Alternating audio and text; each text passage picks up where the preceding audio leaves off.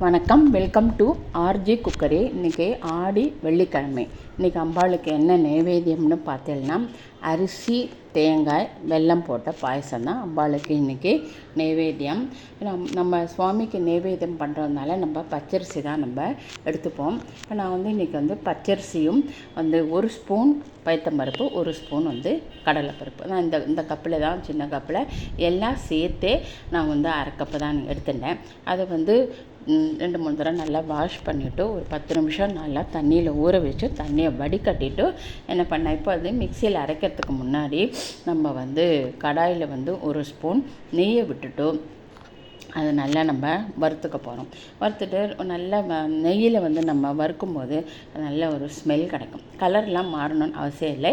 லைட்டாக நம்ம வறுத்துட்டு மிக்சியில் இந்த ரவைக்கு திரிக்கிற மாதிரி ரவை பருவத்தில் நம்ம அதை இந்த அரிசி 2 பருப்புகளையும் திரித்து நம்ம ரெடியாக வச்சுப்போம்.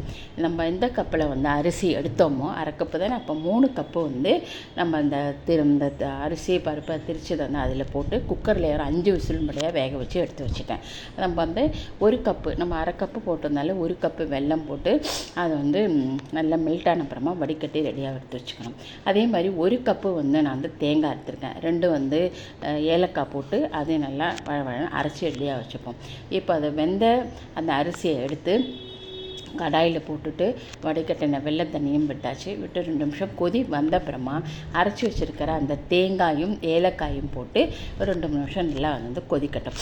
கொதிச்சாச்சுன்னா பாயசம் தயாராகிடும். நம்ம அதுக்குள்ளே நெய்யில் இந்த முந்திரி பருப்பு, திராட்சை பழம் வறுத்து வச்சுருக்கோம் இல்லையா, அதையும் இதில் போட்டாச்சுன்னா பாயசம் தயாராகிடும். இந்த ரெசிபி உங்களுக்கு முன்னாடி தெரிஞ்சிருந்தா ஸ்கிப் பண்ணிவிடுங்க.